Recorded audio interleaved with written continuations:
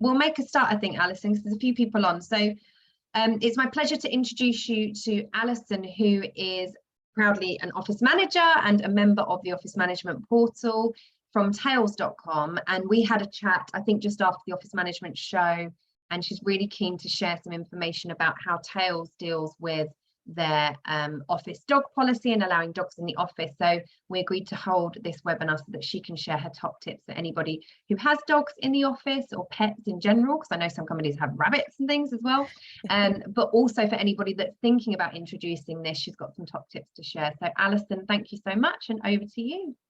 Thank you very much, Hannah. Thanks everyone for joining, and thank you so much for having me. Proud member of the Office Management Group, as Hannah said, so I'm really, really happy to be here today, sharing some knowledge and some cute pictures of dogs, which might be what you're here for anyway. So I'll start by just telling you a bit about myself. So I'm Allison Dunnings, and I've been Tails.com's office manager for 3 years now, previously having managed co-working spaces in London, and before that working in music, events and hospitality, both here in the UK and in Toronto, Canada, where I'm originally from. When I arrived at Tails.com in 2019, we were about 150 employees working in a very standard office setup in Richmond, with our manufacturing in a factory space in Hounslow. But since then, we've grown significantly, and we've switched to a hybrid working model, which many people have done post-COVID. So the handsome gentleman pictured here with me is my 7-year-old rescue dog, Bowie. He is a Staffy Jack Russell cross that is a bundle of mischievous energy. And he has been making my life equal parts better and more stressful for the past 5 years. Spoiler alert, he is not an office dog, but I'll tell you a bit more about that later. So I'll give you just a quick whistle-stop intro to who we are at Tails.com. And I figure that if you join this webinar, a video including some super cute dogs is probably a better intro than anything I could say. So here's one of our latest ads just to show you a bit about who we are. Here at Tails.com, every dog gets their own unique recipe. Made with our highest quality ingredients from over 1 million possible combinations, we use precise nutrients tailored specifically to your dog's needs. And with the taste they love. All delivered monthly to your door for free. Try your dog's unique recipe now with 50% off your first box. Come to Tails.com today and tell us all about your dog. So that's us. We're Europe's fastest scaling direct-to-consumer pet food brand. Basically what you do is head to our website, tell us all about your dog. We create a custom blend of kibble just for them and ship it to your door once a month. I was a customer before I worked at Tails.com, so big fan myself. And at the end of the webinar, I will give you a code to try a whole month free if you are keen to try some yummy kibbles for your dog. So our purpose as a business is to improve the lives of dogs and their owners. It's at the heart of everything we do. And as many of us are dog owners ourselves, we wanted to be sure that that's as true in our offices as it is for our customers. So I'll give you a little info of what you can expect from me today. So we'll be going through the benefits of having dogs in the office, the evolution of office dogs here at Tails.com, because it has been an evolution, I can assure you. Creating an office dog policy and what goes into that and things to consider. Creating a dog-friendly office, so from both a facility standpoint and a culture standpoint. When things don't work. And dogs in a hybrid office, which is the newest challenge we faced here at Tails.com. And then we'll finish it off with an opportunity for you to ask any questions that you may have. So let's jump right in. So we'll start with the easy part. Why having dogs in the office can be a great idea. Of course, they are very cute. You've got Diesel and Noodle pictured here, two of our fine office dogs. But in addition to that, numerous studies have shown that dogs in the office can boost morale, increasing productivity and team cohesion, and elevating moods. They also create opportunities for positive interactions and engagement between team members. They encourage people to take breaks and get outside, and they can also increase your attractiveness to prospective employees, which is really great. And of course, the on-demand cuddle services they provide are next to nothing. So being a pet food company, allowing dogs in our offices was a no-brainer from the beginning. But that does not mean we got it right from the top. So this is a very old video. We have definitely tightened up things since then, but in our earlier days, we allowed one office dog in the office at a time. People had to book it in Google Calendar to ensure their spot. It was actually quite controlled. But as you can see, it sort of devolved from there. We moved into a bigger office. We tested 2 dogs. There were no rules. The dogs were allowed to roam freely around the office. And as we moved to a bigger office space, it just turned into a we'll see how it goes approach. So we were allowing any number of dogs into our offices with no rules at all, leaving it to the dog owners to decide whether dogs were kept on lead or not. So you can imagine, a bit chaotic, a bit much. So we did experience plenty of problems. We had toileting issues on the AstroTurf. We, of course, then quickly realized was impossible to clean. We had dog thieves stealing toys and food from both each other and our humans. You can see some culprits here from the early days. We had dogs running around and playing like you saw in that video. There's growling and barking. It's not only a distraction, but a health and safety hazard. If you're an office manager, I'm sure you had several panic attacks watching that video. We even had a dog eat our first company credit card. Ironically, the culprit, pictured here, Noodle, belongs to our head of finance. So we created our dog policy out of necessity. We learned really quickly that dog common sense is not the same for everyone, and direction was really necessary as we grew our team larger and larger. We also moved to a shiny new office in Richmond, which remains our new head, or not our new head office, but remains our head office where I am coming to you from today. And we knew we needed a fresh start and something a little less chaotic. So it's no surprise when it comes to people and their dogs that any issues can become a bit emotionally charged. So having clear and well-documented expectations and guidelines in place is really important to avoid misunderstandings. And it helps both dog owners and non-dog owners have an understanding of what is and is not acceptable in the office when it comes to dogs. So at Tails.com, we treat the ability to bring your dog into the office as a benefit, not a right. It's been really important for us to create that distinction to be sure that dog owners don't expect that the office is just going to be a doggy daycare. So here at Tails.com, once an employee has passed their probationary period, they're able to apply to trial their dog in the office. So this one month trial period is just as much for the owner as the dog, and it gives them the chance to determine whether having their dog with them at work makes sense, as well as if their dog is content in the office and can settle and behave well. We think both of these things are really equally important. So it's a trial for both. The office is not an easy space for dogs to settle in. So there's loads of strangers, there's other dogs to interact with, there's unfamiliar smells, there could be people hyping up their excitement levels, or people without knowledge of dog behaviors interacting with them in ways that make them anxious or uncomfortable. So this endless stimulation can create unwanted behaviors in many dogs, including toileting and marking, aggressive behaviors, vocalization and barking, and lots more. So what makes a good office dog? I will say all dogs are good dogs, but what makes a good office dog? So to keep our offices first and foremost places of work, we have some basic expectations when it comes to dog behavior. So these dogs need to be toilet trained. That's an obvious one. They need to be well socialized with people and other dogs. They need to be able to be quiet and settled when they're in the office. But most importantly, they need to be happy to be in the office. Because as much as owners like myself may want our dogs with us at all times, we really need to make sure they feel safe and content there. So we expect our dog owners to put their dog's well-being first. And hopefully they can make the judgment call on their own without anyone else having to intervene. So in addition to these behavioral requirements, we also require proof of up-to-date standard vaccinations, as well as kennel cough vaccination to make sure we're keeping our dogs safe. We ask that our dog owners ensure their dogs have regular flea, tick, and worm treatment. We also have our male dogs have to be neutered because intact males are more prone to marking and inspiring aggressive behavior in other dogs. And of course, we now ask for our dogs to be on lead at all times when they are in the office.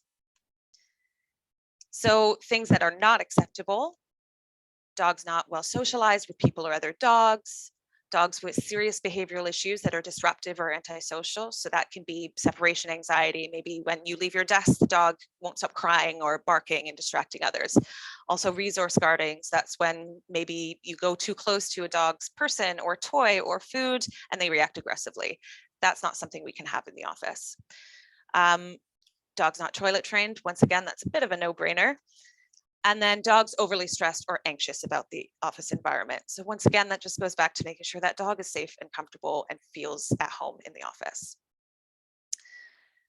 So now I'm going to talk a bit about making your office a great dog-friendly space. So when we're talking about the physical space, making sure that it's safe and equipped with essentials is really, really key to a dog-friendly office. So some of the must-haves at tails.com are, as you can see in that first photo, any dog desk has a loop and a carabiner attached to the underside. That makes it really easy for dog owners to attach their leads to their desk. We have dog-specific cleaning products, easily accessible. So as much as we know that we want toilet-trained dogs in the office, accidents happen, dogs can be sick. So we need to make sure that when this happens, we are encouraging people to tell us and to clean up really, really thoroughly so it doesn't encourage other dogs to mark or it become a problem area. So we've got pet odor neutralizing spray cleaners, and we also have a carpet spot cleaner on hand and at the ready just in case of emergencies. We also have pet dish cleaning supplies. So we here ask that dog owners clean their dishes separately from human dishes. And to make things easy, we have clearly labeled soap dispensing brushes for dog dishes at all of our 2-point sinks, as you can see there in the second photo. We also have items to clean your dog.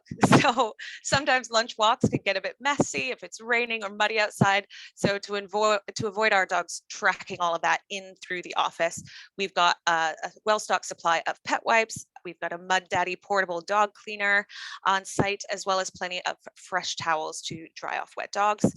And of course, we always keep a spare supply of dog dishes and poo bags and leads just in case. So here at tails.com, being a dog lover kind of comes with the territory. So we have this a bit easier than other companies might, but it is important to remember, even for us, that not everyone feels the same way about dogs. So office dogs should be a really lovely perk, but not something that becomes distracting or off-putting for non-dog owners. So a few ways we support this in our offices. As I mentioned, we don't allow dog bowls or dishes in our dishwashers. So we have our dog owners using those specifically designated cleaning items for their dog's bowls.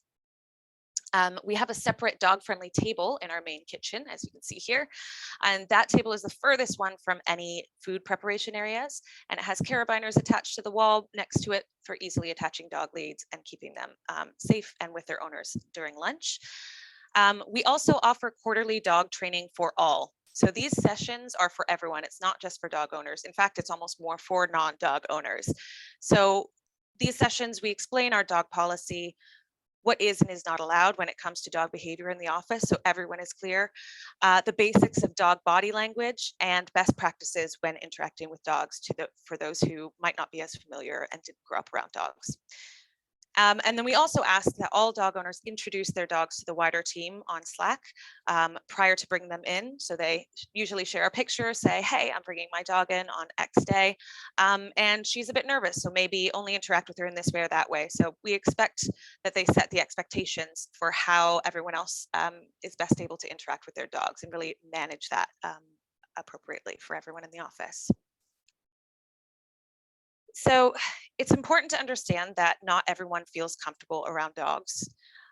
This could be due to allergies, fears, or even a person's faith or beliefs. So whether or not this is likely to impact your team is something you should strongly consider when you're deciding whether or not office dogs are the right choice for you. At tails.com, we have always considered this to be a possible issue we would face at some point, but as of yet, it's yet to present itself. but we still proactively let candidates know during the recruitment process that we are a dog-friendly office, so they can raise concerns early on if they have them. And we know that we may have to adapt our ways of working in future for members of our team. So what you can do to get the best of both worlds will of course be informed by the amount of space you actually have, but having dog-free zones or even floors is a clear place to start if you want to make sure that your office is as inclusive as possible. So who owns this dog policy? Having clear rules and a policy is great, but who is in charge of making sure it's adhered to? It's not me, thank goodness, at least not just me. So because here we see this as a benefit, the policy is owned by our people team, but we have many other individuals on hand for support. So ultimately, a dog owner's line manager will be responsible for making sure that bringing a dog into the office doesn't interfere with their report's responsibilities. And should there be any issues, it would be for them to discuss options with their report. But they have ample resources to lean on. So being a pet food brand, we have the luxury of having an in-office head vet. Might not be something that you have. So Sean, pictured here, our head vet, is generally willing to give our dog owners advice and guidance, but you could potentially obviously consult a veterinarian, a trainer, or a behaviorist externally to maybe help give advice to your dog owners. We also have an in-house committee called the Ambassadogs. Yes, the Ambassadogs, which is made up of 6 to 8 people from across the business. So there's both dog owners and non-dog owners, which is really important and really key. So they're experts in our policy and they're available to provide guidance for dogs in the office related topics. So having this committee of diverse voices keeps one individual from shouldering the entire responsibility of making dog-related decisions. And it also allows the dog owners even more people to go to for advice and perspective. Ultimately, if there are serious dog-related issues, actions will be taken by the dog owner's direct manager and or people partner, but they'll always have that support from our head vet and from the Ambassadogs should they need it. So it kind of takes a village in our experience. So when things don't work, I had a feeling kind of going in that Q&A might be led by, but surely bad things happen. And as I've already said, not every dog is suited for the office, including mine. Here's my boy again, love him. So everybody wants a dog to succeed in the office, but it's not always going to go to plan. And that can be really difficult and really emotional and stressful for everyone involved. So as a case study, I figured my dog Bowie is as good an example as any of a dog that's just not suited to office life. When we first trialed him in 2019, things didn't go so well. He barked at people that approached me. He strained at the end of his lead constantly and did not want to be attached to the desk. He would not settle, he would not sleep. And unfortunately, he did nip more than one person when they tried to play with him and approach him and interact. So there's a ton of reasons for that. I didn't manage it very well in the beginning. I've learned a lot more about him and his behavior since. So it was a blessing overall to have a really supportive environment. But needless to say, his trial ended very swiftly as per the policy. So the thing is, this is one of the biggest challenges of enforcing a policy like this, because unlike everyday office policies that are pretty easy to enforce and adhere to, when it comes to an owner's dog, emotions run really, really high. Even though I knew Bowie was, going out the door, I cried and it was a really emotional time and I was really upset and disappointed. So you've got it from all sides though. People are hesitant to call out bad behaviors for fear of hurting a dog owner's feelings. Owners feel shame and guilt if their dog behaves badly. And everybody feels terrible if a dog has to be asked to leave the office. I can speak from experience, it's not a fun thing.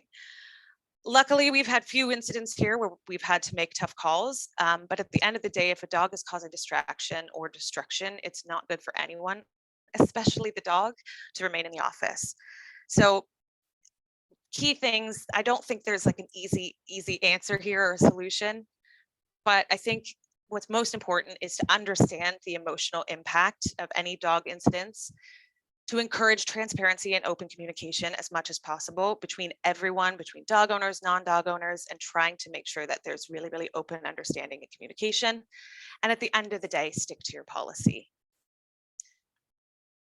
And finally, before we go into a bit of a Q&A, I'm really happy, and I hope you have some questions. There is, I think, a Q&A function at the bottom, so feel free to use it at any time if you've got anything you want to get ready to ask.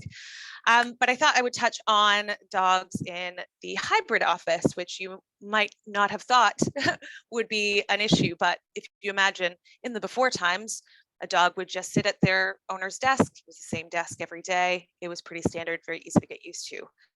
To hybrid working, we've entered a whole new world. So just when we thought we had our paws under us, 2020 changed everything. So like many companies, we switched from a standard office working model to hybrid working. So our offices are now a mixture of permanent desks for those of us that work 4 to 5 days per week, and hot desks, which are booked by employees as and when they choose to work in the office. So when it comes to dogs, consistency and routine is really important for most of them. So we knew hot desking was going to bring a brand new challenge to this office dog experience. And so we had to really proactively amend our policy and our rules to make sure that we could still welcome dogs into our offices without chaos. So our head of people, our head vet, the ambassadors all came together for several sessions over lockdown to discuss potential ways forward, with myself as office manager at the helm, leading things from a facilities point of view. So we decided it was really important to start slow when introducing dogs back into our offices. All dog owners had to apply, even if their dogs were previously office dogs. And we started by only allowing those with permanent desks to bring in their dogs. So having that same consistency that we had before, we started there. So our reintroduction of dogs was focused heavily on ensuring that our dogs felt really safe and comfortable coming into the office regularly and building up slowly, as I said, rather than inviting all the dogs in at once and having to make really tough decisions if that didn't go well. So our next step was creating hot dog desks. Yes, we are this choosy as a company. So if you see on this floor plan, all of the desks that are yellow are hot dog desks. So these are strategically located away from high traffic areas and from each other as much as possible. So that gives dogs coming in less frequently the best chance of being able to settle.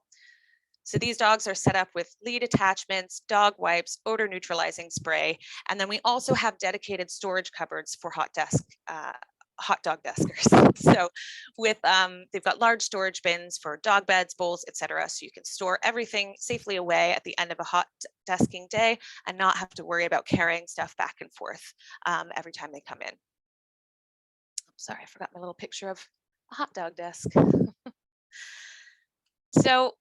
So far, I'm really happy to say that we have been able to welcome plenty of dogs back into our offices. These are just some of them post-COVID. And in our most recent survey to employees about our offices, we still had office dogs and snacks heavily touted as favorite perks of coming into the office. So success so far. That's it from me. I hope I've given you some really interesting takeaways and best practices, and definitely learning from mistakes that we've done here at tails.com. And I'm happy to answer any questions that you might have. I see there's a few of you here, so don't be shy if anyone has any questions. I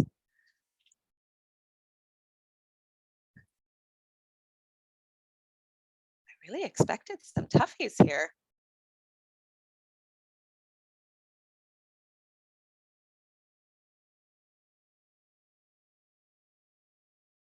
Got nothing in the chat and nothing in the Q&A.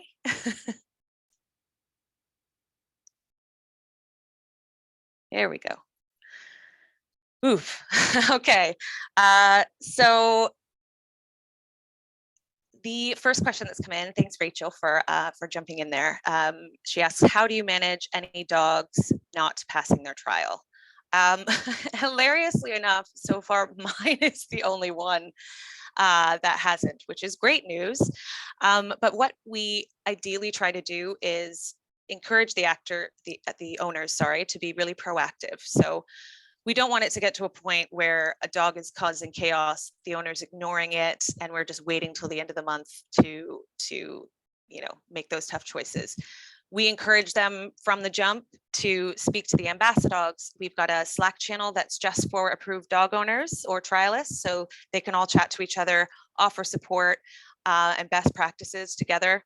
So it's really trying to do our best to support the person in that trial. Ultimately, in an ideal world, the owner is going to make the call and know if the dog is not behaving in a way that's in line with the policy. So in a perfect world, the owner would kind of end their trial. And we actually, I say my dog's the only one that has. That's not true. We have had people purposely say, hey, I don't think this is working for now. We might try again in future. So in a perfect world, we empower the dog owners to make that call.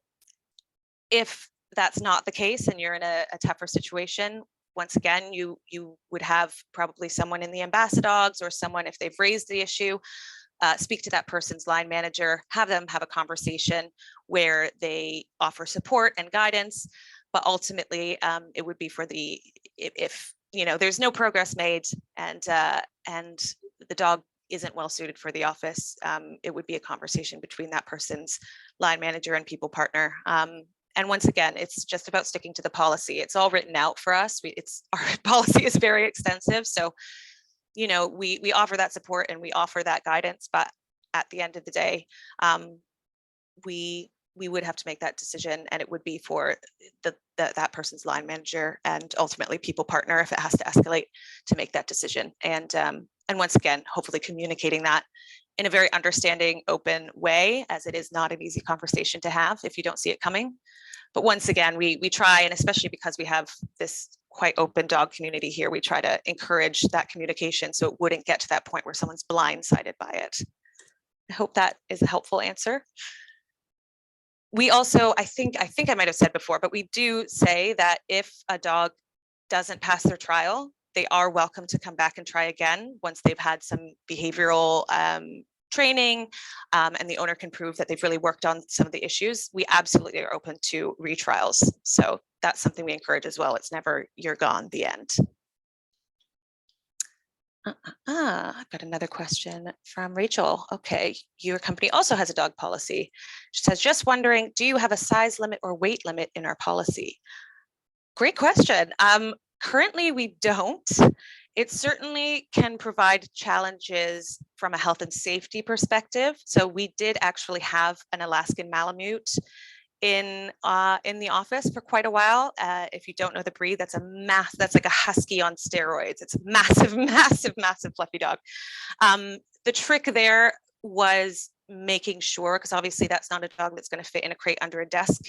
So making sure that they were seated in an area where the dog could sit comfortably and fit comfortably without being a tripping hazard or being in the way of work. So currently that's not something that we have. I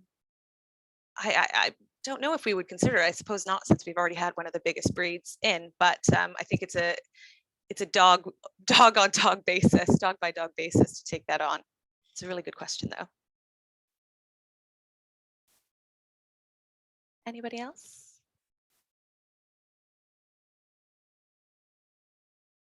All right, just give you a moment if you're thinking. I would love if any of you are dog owners, and you're welcome to pass this on to your colleagues as well.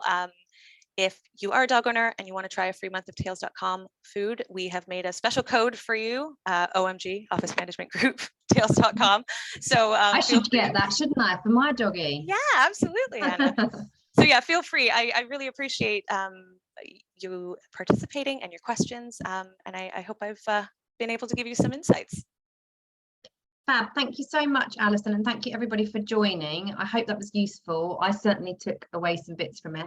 If you do want a template or want to compare your existing policies, we do have a policy for dogs, dog policy in the office on the portal. So have a look at that if you want some comparisons. And I think we have suggested in there a weight and size limit, which is completely up to you. As with everything with our templates, it's kind of, we go way high and over the top so that you can pull it back from there rather than having to do the reverse. So there is something in there, I believe, about a weight or size limit, something like that, as a guide, purely because, as Alison said, health and safety reasons that you might want to consider that.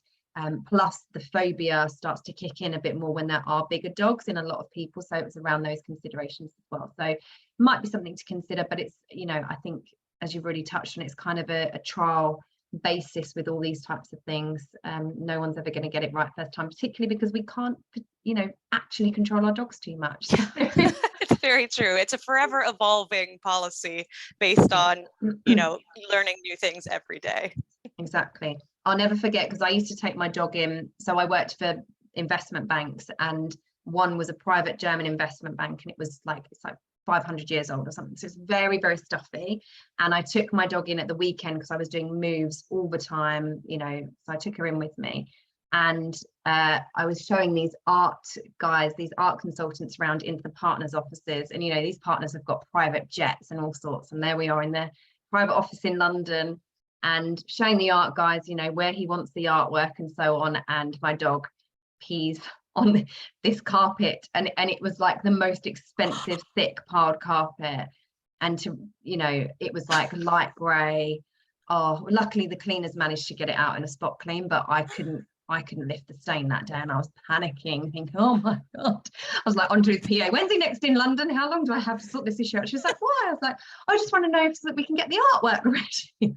Not revealed. And I swore the art consultants to like do not tell anybody that my dog just peed in their office. Oh gosh, and now you've got it on video. I do, Your but it's fine. I confession. don't work there anymore. I've got no. It's fine. They won't know. They probably don't even work there anymore. They were quite an old partner, so I reckon they'll have retired. And that office will have been replaced. Right, I hope that was helpful, everybody. Thank you so much, Alison. Really appreciate it, and we will see you again very soon. Thank you. Thanks for having me. Take care. Bye, everyone.